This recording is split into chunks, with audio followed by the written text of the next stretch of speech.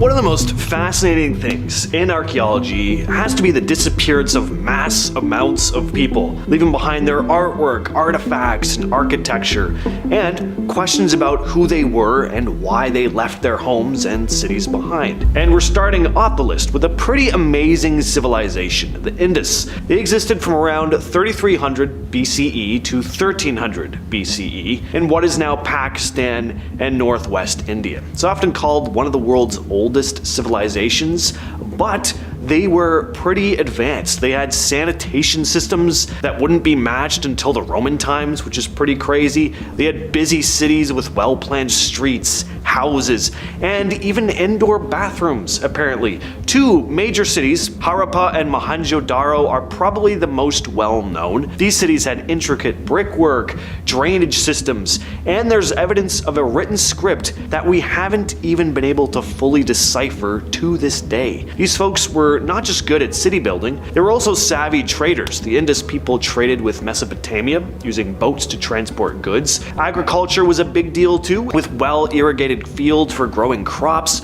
But around 1300 BCE, the civilization started to fall off. We're not entirely sure why. Some think it could be due to climate change affecting their water sources, so people up and left, migrating southeast. Today, all that's left of the ancient city of Angkor in Cambodia is Angkor Wat, this beautiful temple complex, which also happens to be the largest religious structure in the entire world. Yeah, it's pretty remarkable, and as large as it is, it's still only just one part of a city that used to be larger than modern-day New York City. Angkor, the capital of the Khmer Empire. This place had magnificent temples, including Angkor Wat, so you can only imagine how many more amazing structures there were, considering how vast this place was. But around the 15th century, the city declined and was eventually abandoned. There may have been environmental stress here. The complex irrigation system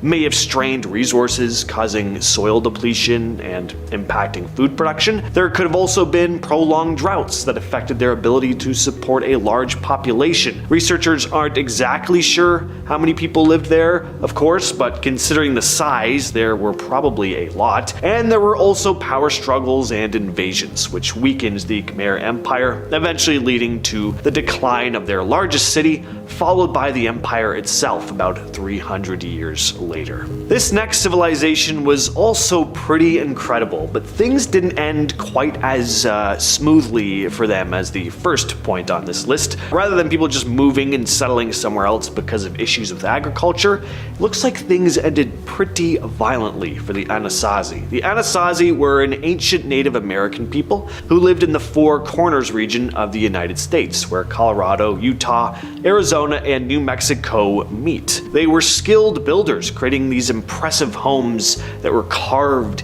into the sides of cliffs. These dwellings were kind of like the skyscrapers of their time. They towered over everything else in the region until the 1880s, when actual skyscrapers came into play. But for as advanced as they were, things did not end well. The theory is that they were dealing with a long-term drought, and deforestation was happening too. They were using up a lot of wood, probably for building and cooking. Add water management issues to the mix, and it's easy to see why things started to fall apart.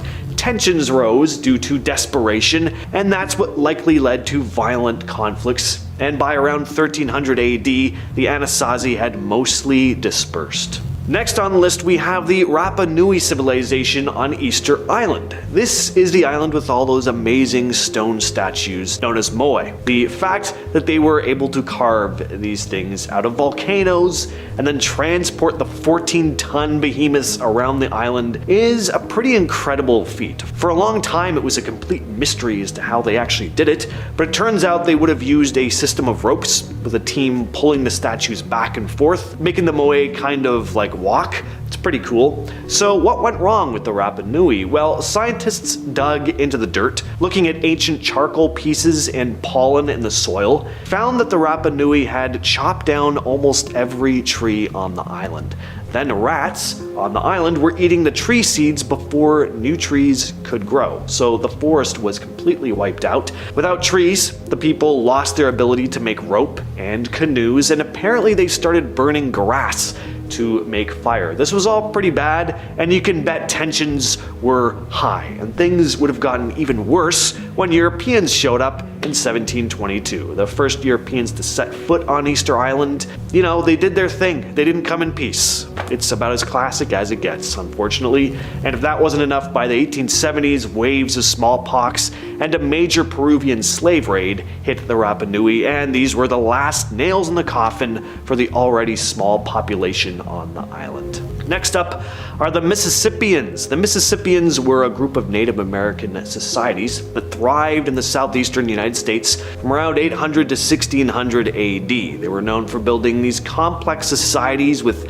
impressive mounds, and Cahoka was one of their biggest and most impressive cities. This place, located near present-day St. Louis, Missouri, was the largest pre-Columbian settlement north of Mexico. At its peak, it had a population of around 20,000 people, possibly even double that. It had enormous earthen mounds, including the famous Monk's Mound, which is still one of the largest man-made earthen mounds in North America, but it eventually fell. Around the late 13th century, the population began to dwindle, and by the 14th century, the city was largely abandoned. Nature slowly reclaimed the area. It's not very clear what led to the decline. There aren't explicit records from that time, but it was probably a combination of things, environmental and economic.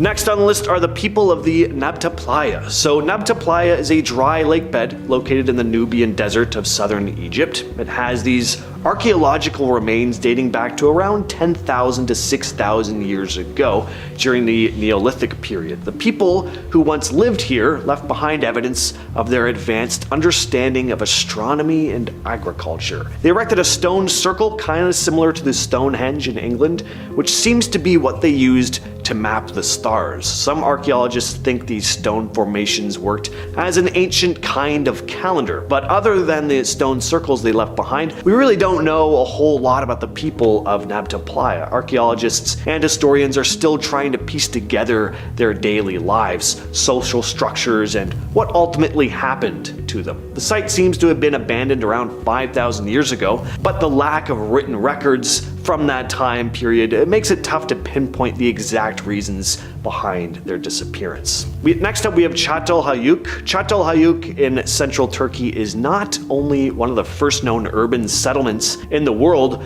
but also one of the strangest. So instead of streets like you have with most cities, every city, here all the homes and buildings were connected, and to get around, people walked along the paths on roofs and then descended down into their homes with ladders. Looking at images of the place, it looks almost like a big ginormous honeycomb type of formation. It's very unique. There aren't really any places like it. There were also no cemeteries. Residents buried their dead underneath their own homes. The fate of its inhabitants is still mysterious, which isn't surprising considering how ancient it is. But around 6700 BCE, the site was abandoned, and researchers are still piecing together the reasons behind it. The ancient city of Thonis, which now sits at the bottom of the Mediterranean Sea. I love ancient underwater cities. There's just something so beautiful but eerie about them at the same time. So Thonis was an Egyptian city located near the mouth of the Nile River. It was one of the most important port cities in ancient Egypt, a thriving port city during the time of the pharaohs, a center for trade with Greece and other Mediterranean countries, and it played a big role in the Egyptian economy. The city had these grand temples and statues dedicated to the various gods and goddesses of ancient Egypt, but then it sank. There were probably natural disasters like earthquakes, and of course the sea levels rose, and for centuries this place was lost and forgotten until underwater archaeologists discovered its ruins in 2000, with divers finding well-preserved artifacts like statues, pottery, and religious objects. Alright, we gotta talk about it. The lost city of Atlantis. Atlantis was a legendary city first mentioned by the ancient Greek philosopher Plato. And according to Plato, Atlantis was this powerful and advanced civilization that existed around 9,000 years before his own time. So that's about 11,000 years ago from today. But it's still a complete mystery as to whether or not this place really did exist. A lot of uppity scientists say it didn't, but they also sound very not fun. It's said that Atlantis had a sophisticated government, advanced technology, and a prosperous economy. The Atlanteans were described as this powerful, warlike people who eventually became corrupt and decadent, leading the gods to punish them by submerging their island beneath the sea in a single day and night. The exact location of Atlantis is still unknown, and there are a lot of archaeologists that figure Atlantis, the whole story behind it, was really just a legend and an allegory rather than an actual place. Some of the rumored locations, though, range from the Mediterranean to Antarctica, but there's never been any definitive physical evidence of its existence. And finally, of course, we have the Maya, who created some of the most incredible architecture and artwork of any known ancient civilization. And not only were their cities and artwork spectacular, but their knowledge about astronomy was unparalleled for the time. But around the 9th and 10th centuries, their cities, which once bustled with life, started to empty out, and that's always been a mystery as to why. It's hard to pinpoint an exact cause because parts of the civilization fell at various times. It was a wide-stretching civilization with various languages and practices across the board, but there are some ideas as to what happened. Environmental stress is usually a big factor. Could have been droughts or crop failures. Another thing could be overpopulation. Resources could have started running thin, and when there's overpopulation, there's more violence. Not a great recipe for a peaceful society. There might have been some political problems as well, with rulers losing control, causing internal conflicts. Kicking off our list at number 10. Athens, Greece. Of course, Athens is the largest city in Greece, and of course, if the Olympics are any indication, Athens is quite old. It's been around for a while. People have been hucking javelins for quite a few years. One of the oldest cities in the world, being inhabited for around 7,000 years. Yeah, not bad. It was once a powerful city-state and the birthplace of democracy, which is a little less exciting than the Olympics, but still rather cool. Exploring the city today can be quite exciting. Some ancient cities are in rough areas of the world, but to visit Greece, learn about ancient democracy and ancient Olympics, then go swim in beautiful water, it's amazing. It's the best trip ever. Ancient empires like the Romans, Byzantine, and the Ottomans, they also settled in this ancient city as well, so a lot of history to go around. Ancient Greeks also used to work out naked. That's just a fun fact that I wanted to share with the world. The word gymnasium translates to the Greek term gymnasion, which meant school for naked exercise. So I ask, what would you prefer? Xavier's school for gifted youngsters or Nico's school for naked exercise? It's 50-50. Number 9. Ray, Iran. Ray is the oldest city in the province and one of the oldest cities on the planet, with evidence of inhabitants going back as far as 6,000 BC. It's like 8,000 years ago. I can't even fathom that. The Avesta are these ancient scriptures of Zoroastrianism. Now, Arabs took control of the city in 641 AD, and it was almost destroyed by the Mongols later in 1220. Now, somehow, after all of that, there's still historical monuments that still stand to this day. And that includes the 12th century Tigral Tower and an excavation site where 7,000-year-old artifacts were initially discovered. That's so old. Number 8. Fayum, Egypt. We kicked our list off with ancient Greece, so it's only a matter of time before we get into some ancient Egyptian goodness. The oldest city in Egypt, and one of the oldest in Africa, is the city Fayum. Fayum was founded around 4000 BC, and it's located 62 miles southwest of Cairo. Now, Fayum is in a historical spot. It's located in an area that was once the ancient city of Crocodilopolis, whose inhabitants once worshipped a sacred crocodile named Pashukos. How amazing is that? I feel like the pyramids and the tombs in Cairo are all the talk, but Fayum? It's an ancient relic. Go there instead. Today, the Fayum is home to markets, mosques, and baths. Worth a visit if you're doing a big trip. Don't forget about sacred crocodiles when planning your itinerary. Pyramids, then crocodiles. 1, 2, boom. Number 7. Helike, Turkey. According to Greek legend, Helike was a place that was destroyed by Poseidon himself, aka the god of the sea, storms, earthquakes, and horses. See, what happened was he was upset because those who resided in Helike were refusing to give their statue of Poseidon, or even a copy of it, to the Ionian colonists in Asia Minor, which is now modern-day Turkey. Our modern archaeology, along with ancient sources, have been able to deduce that an earthquake in 373 BC caused the ground beneath the entire city to completely liquefy, which is Well, that's horrifying. And then from here on, a tsunami then hit and totally engulfed the city, and it's said that this all happened in the span of 1 or 2 hours, which sadly left no survivors. In the 1980s and 1990s, under the direction of archaeologist Dora Katsanapopoulos and physicist Stephen Suter, a more accurate location of where Hel Turkey may be came to light in 2001, and the ancient city was finally located. Number 6. Caal Peru. An American history professor named Paul Kosek was absolutely fascinated by ancient settlements, as many of us are. But this passion led him to devoting much of his time to studying in Peru, which has, well, such an incredibly rich history already. In 1948, while in Peru, Paul made the discovery that he's been waiting for his entire life. He came across the dry remains of an ancient city. The remains were carbon dated and placed back to around 5,000 years old. The city of Caal was once home to around 3,000 inhabitants pre-Inca. This was already a thriving location while the pyramids were being built. That's how old the settlement is. It appeared to be quite a peaceful place as there were no obvious signs of battles or weapons, but among the remains were homes, plazas, temples, and an amphitheater, so pretty nice stuff, all things considered. It's said the city was abandoned in 2000 BC, and in 2009 AD, it was made a World Heritage Site. Number 5. Machu Picchu, Peru. For this one, we have another one of the most famous and well-known lost cities, Machu Picchu. This site was built over 500 years ago, and it was once known as the lost city of the Inca until the modern discovery of it in 1911 by archaeologist Hiram Bingham changed the game. Him and his team actually stumbled upon an ancient city almost accidentally. They were looking for another ancient city, and then they found another one. That's kind of a win. I don't know, or a loss? Not really sure. Machu Picchu was built by the incredible Incas who have surprised us in our modern times. Many times with their unbelievable technology or abilities that they had all those years ago, somehow we're still uncovering secrets. It's believed that this place may have been built for the Inca emperor as a sort of estate almost. See, Machu Picchu was built in 1450, but it was abandoned about a century later at the time of the Spanish conquest. And as of 2007, it has been voted one of the new 7 wonders of the world, and work continues to be done on it to maintain and restore this wonderful location. Number 4. Pompei, Italy. One of the most famous lost cities of all time, the Roman city of Pompeii, was sadly destroyed in 79 AD when the eruption of Mount Vesuvius just went off, and then volcanic ash was then strewn about the city. It's horrible. It's one of the worst things I can think of. Fast forward all the way to 1748 when the Duke of Naples had a summer palace built just 24 kilometers south of Naples on Italy's west coast. Through the construction, as those working on the palace began to dig, they started to come across buildings and streets, and from here on, once news spread, people began to flock into the area, and it was realized what had been uncovered was a lost city, the lost city of Pompeii. Again, you just find an entire city, like, hey, I found a road under here. What's this about? Fascinating. Throughout the Victorian times, people would come and see as more of this town was uncovered, and eventually they found an amphitheater, a forum, houses, and shops. Everything you'd expect a town to have, really. This one was just, covered in hot lava, so untouched for a little bit. Number 3.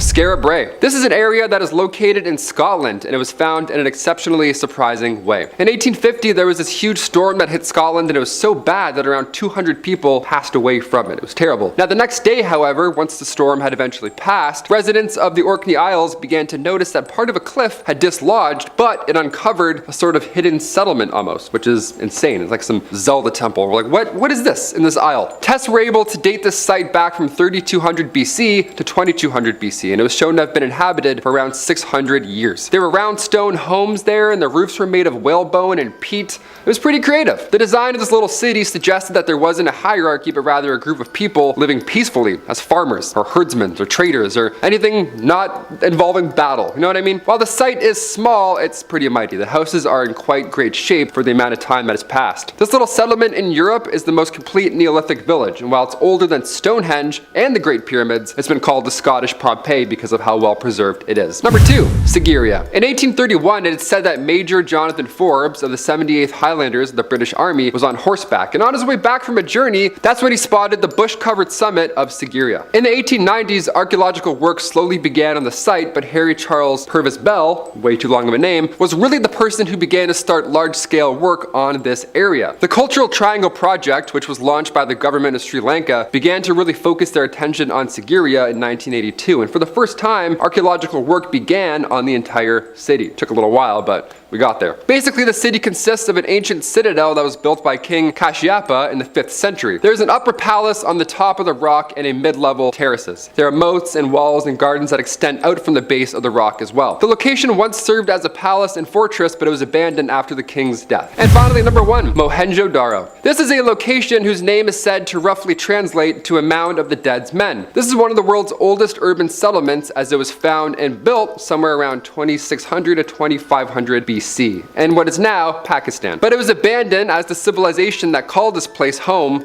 declined. For almost 4,000 years, this site was seemingly forgotten about and the remains of it were undocumented until an officer of the Archaeological Survey of India, R.D. Banerjee, visited the site in 1920 and found a flint scraper, which then convinced him of the site's rich history. And from here, excavations of the site began, and as the 1980s kicked off, it was named a World Heritage Site, officially. Starting off this list in our number 10 spot, we have the Olmec Civilization. The Olmec Civilization has often been referred to as the mother culture of Mesoamerica, and from somewhere between 1400 to 400 BC, the civilization rose in the Mexican Gulf Coast. The name Olmec came because they lived in the Olmen, the land of rubber. The Olmec civilization was thriving and advanced, and they too had their own mysterious stone structures known as the Olmec colossal heads. They even were able to successfully build aqueducts, which is an amazing feat for the time period. The civilization, however, started to see its decline around 400 BC. During this time, two of their major cities were just abandoned, which is very mysterious and of course super strange. They left behind everything, their buildings and structures, artifacts and statues. They just seemingly picked up and left. There isn't much left to go on, to be totally honest, but experts believe that some sort of natural disaster might have been a cause for the disappearance. Something like a drought or an eruption could have wreaked havoc on their food supply. There is also the possibility of conflict between them and other civilizations in the area. At the end of the day, exactly what happened here remains quite a mystery, with only the remains of the civilization left to look at for clues. In our number 9 spot today, we have the Ancestral Puebloans. This group, who were a culture of indigenous Americans, built their lives in what is now referred to as the Four Corners region of the United States. This area now consists of southeastern Utah, northeastern Arizona, northwestern New Mexico, and southwestern Colorado. This group was able to create beautiful stone homes into the side of cliffs during the 12th and 13th centuries. When I tell you that the level of skill and work this took was incredible, it really was. Some of these places would have hundreds of rooms, and they were the tallest buildings in the United States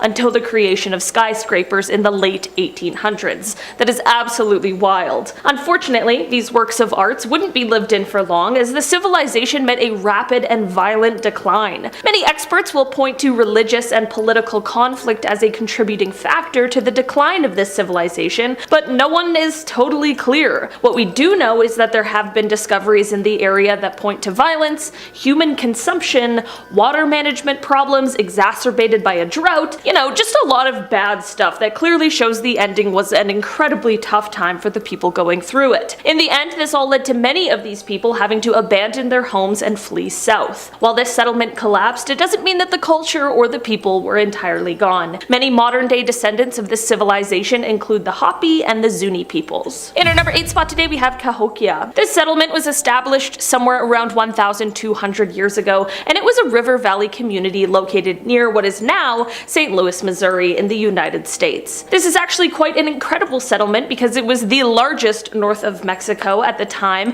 with a population of around 20,000 people. The city had things like buildings, plazas, and one of the things that they were most known for was these massive mounds. The largest was known as the Monk's Mound, and it was 100 feet tall. The location of this settlement proved to be amazing for a while. Its spot near several rivers made it the perfect trading location. This was all great and ideal until it really wasn't. Experts believe that somewhere around 1200 AD, the population was wiped out by a massive flood that hit the area. Some wondered if the flood only contributed to an already dwindling civilization because they believed that perhaps resources in the area were quickly disappearing, or maybe they had been hit by disease. Others believed that the flood was the first massive event, but that perhaps it was followed by a little ice age that only sealed the fate. In our number 4 spot today, we have Gokcek Tey. This is a pre-pottery Neolithic archaeological site that is located in Turkey. This site has been dated all the way back to somewhere from 9,500 to 8,000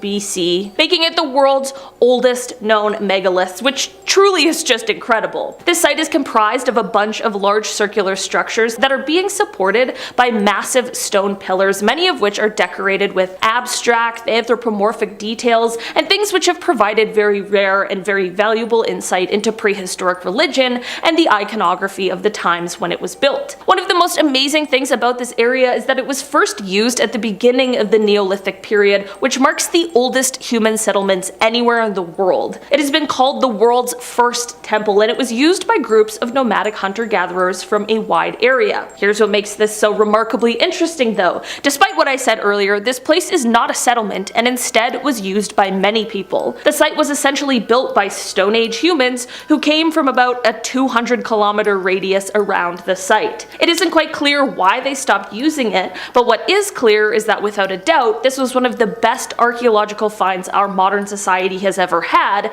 as it gives us just a glimpse into what life was like in prehistoric times, and it totally changes what we once thought about the timeline of our history. And finally, in our number 1 spot today, we have Scara Bray. This is an area that is located in Scotland, and it was found in an exceptionally surprising way. In 1850, there was a huge storm that hit Scotland, and it was so bad that around 200 people passed away from it. The next day, however, once the storm had passed, residents of the Orkney Isles began to notice that part of a cliff had dislodged, but it uncovered a sort of hidden settlement. Tests were able to date this site back from 3200 BC to 2200 BC, and it was shown to have been inhabited for about 600 years. There were round stone homes here, and the roofs were made out of whalebone and peat, and the design of this little city suggested that there wasn't a hierarchy, but rather a group of people living peacefully as farmers, herdsmen, and traders. While the site is small, the houses are in quite great shape for the amount of time it's been. This little settlement is Europe's most complete Neolithic village, and while it is older than Stonehenge and the Great Pyramids, it's been called the Scottish Pompeii because of how well preserved it is. No one is exactly sure why the residents of this village abandoned it, but it is likely that a change in climate is somewhat, if not fully, responsible, and a storm might have been the reason those living here had to leave in haste, which is deduced by how all of their belongings were left behind. And we're starting off the list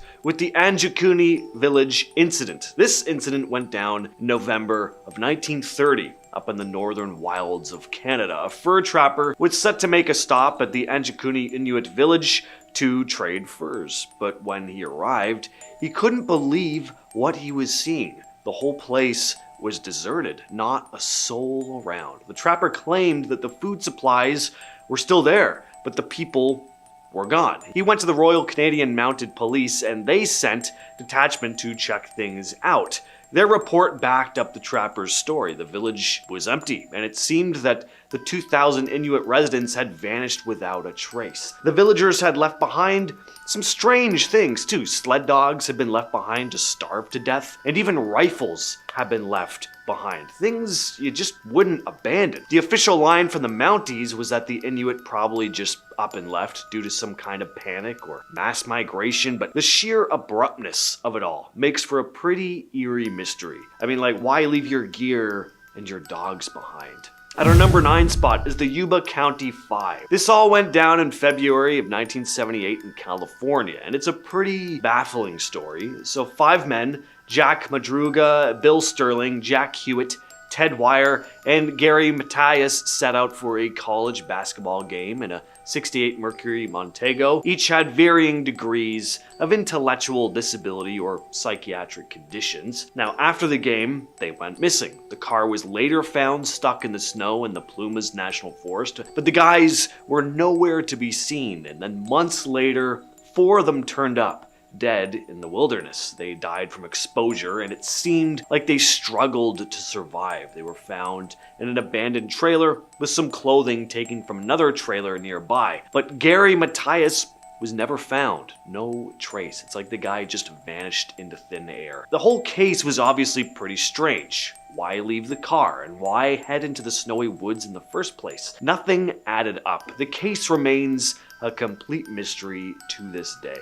And at number 8, we have the Flight 19 incident. So Flight 19 was a squadron of 5 US Navy Avenger torpedo bombers that disappeared over the Bermuda Triangle on December 5th, 1945, during a routine training flight. So the squadron departed from Naval Air Station Fort Lauderdale in Florida on a navigation exercise known as Navigation Problem 1. The flight was led by experienced pilot Lieutenant Charles C. Taylor and was scheduled to fly eastward for a certain distance, then turn north and finally west back to base. Shortly into the exercise, Taylor reported that his compass was malfunctioning, leading him to believe that the squadron had flown off course. Flight 19 continued to fly in various directions, and the situation became increasingly challenging for both the pilots and ground control. As fuel levels started to drop, Taylor eventually instructed the pilots to ditch their aircraft in the ocean once they realized they could not find land. The last radio transmission from Flight 19 occurred around 6:20 p.m., indicating that the pilots were preparing to abandon their planes. No distress signals or emergency calls were received after that point. An even stranger flying boat was sent out in search of the missing pilots, and that aircraft went missing as well as all 13 crew on board. No wreckage or traces of Flight 19 or the search and rescue crew were ever found. Number 7, Rono Colony. In 1587, a group of about 115 settlers established the Rono Colony, led by John White. Soon after, White left the island to return to England for supplies and more assistance. He made it back to the island by 1590, expecting to be greeted by the settlers, but astonishingly, there was nobody there. The entire colony had seemingly vanished without a trace. There were no dead bodies and virtually no clues as to where they could have gone, aside from the words Croatoan carved into a post and crow on a nearby tree. One theory suggests that the settlers may have relocated to Croatoan Island, now known as Hatteras Island, as indicated by the carvings. They also may have attempted to escape the island by sea and got lost. Another possibility is that they integrated with the native population. There have been numerous speculations over the centuries, but the fate of the Rono Colony is one of American history's greatest mysteries to this day. Next up on the list, we have the Fannon Isles Lighthouse incident. Lighthouses have a certain vibe about them, don't they? They've always been the perfect setting for a ghost tale. Well, this next lighthouse story is a real-life documented incident, one of the strangest cases of mysterious mass vanishings in history. On December 15th, 1900, a ship noticed that the Fannon Isles Lighthouse on the west coast of Scotland didn't seem to be operating. This information reached a relief vessel, which arrived on the 26th. James Ducat, Thomas Marshall, and Donald MacArthur, the keepers, were nowhere to be found. The beds were unmade, the clock had stopped, and a set of outdoor oilskins were missing. The island's log revealed some strange entries in the days leading to their disappearance. On December 12th, Thomas Marshall noted severe winds, but nothing too out of the ordinary. But he mentioned that James Ducat, the second keeper, had been quiet, and Donald MacArthur, the third keeper, was crying. The relief keeper reported that the lighthouse's equipment and lamps were in working order. It was as if the keepers had simply vanished into thin air. And at number 5, we have the case of the Sauter family. In the rugged hills of West Virginia, the Sauter family lived a simple life. George and Jenny Sauter, 2 Italian immigrants, were building a life with their 9 children. But fate had a cruel twist in store for them on Christmas Eve of 1945. Fire erupted in the home. George and Jenny, along with 4 of their children, managed to escape the inferno. But where were the other 5? Days turned into weeks, and the Sauters clung to hope. They believed that they were still alive because there were no bodies to be found. The authorities were quick to chalk the tragedy up to an electrical mishap, claiming the fire started inside the house, but George and Jenny just weren't buying it. They knew the house had been recently rewired and inspected. George had been unafraid to voice his disdain for the fascist government of Italy at the time, and believed the fire may have had ties to the Sicilian mafia. He thought his outspokenness had drawn their attention. The vanishing of the MV Joota Crew. The MV Joota was a merchant vessel, and on October 3rd of 1955, it left Samoa for the Tuvalu Islands. But when it failed to reach its destination, folks got worried. The trek was only supposed to take 48 hours. On November 10th, the Joota was found adrift about 600 miles off course. The ship was in bad shape too. It was partially submerged, and there was no sign of the 25 people who should have been on board. Lifeboats were missing, and there were indications of a struggle, with bloodstains in a doctor's bag that had been tossed around. The Joota was meant to stay afloat even if flooded, but it was almost underwater. But it didn't sink, and it was towed back to port. But nobody ever found the crew. No bodies, no survivors, no trace. The missing crew of the Mary Celeste. So it all started back in 1872 when the Mary Celeste set sail from New York, commanded by Captain Benjamin Briggs. On board were his wife, daughter, and 7 other crew members. Everything seemed normal as the ship sailed into the vast Atlantic Ocean. Fast forward to December 4th of that same year. A passing ship, the Dei Gratia, spotted the Mary Celeste, and something was off. The ship was just floating there, no crew in sight.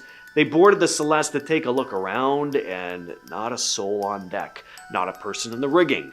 It was like they vanished into thin air. Complete silence on the open sea. The ship wasn't in shambles either. The cargo was intact, and there was no damage to the vessel. Almost everything was intact though. The only thing missing was a single lifeboat. But no signs of a struggle, no bloodstains, just an empty ship drifting in the vastness of the ocean. The ship's log offered no clues either.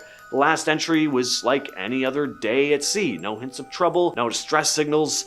It was as if the crew just decided to abandon the ship for no apparent reason. Number 2, Flight 370. On March 8th of 2014, a routine flight from Kuala Lumpur to Beijing. The night was dark, the skies clear, but little did anyone know this would be no normal flight. As the Boeing 777 soared over the South China Sea, communication suddenly went silent. The plane vanished from radar, leaving air traffic controllers in complete shock and confusion. The plane had seemingly gone off the grid without a trace. Search and rescue teams searched the vast expanse of the Indian Ocean, but the plane, along with 239 souls on board, seemed to have slipped into another dimension. The theory is that the incident was caused by mechanical failure, or, most likely, deliberate actions by the pilot. The aircraft had changed course and flew off the radar. No distress signal, no explanation. As months turned into years, there were only unanswered questions. Some said it was a hijacking, others claimed a government cover-up, but to this day, the mystery has never been solved. And finally, we have Bmia. So we've talked about groups of people who have gone missing, flights that have gone missing, entire crews of ships, but how about an entire island just off the map? Bmia was marked on maps, including those by the Mexican government, as a small island in the Gulf of Mexico. But when authorities tried to locate it